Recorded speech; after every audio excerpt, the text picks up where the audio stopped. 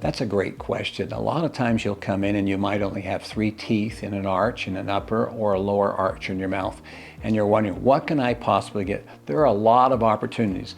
You can go with mini implants. You're able to place minis on an entire arch, and you can replace all the teeth either with a fixed material like this that will be fixed and it'll completely stay in, or you could even do a prosthesis like this. Instead of having a bridge place, you can put a implant in and you're able to restore a single area, which is also very wonderful.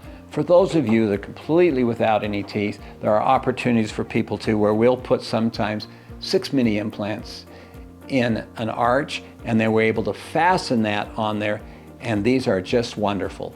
And you'll be able to chew normal just like anyone else. This process is quite simple, actually.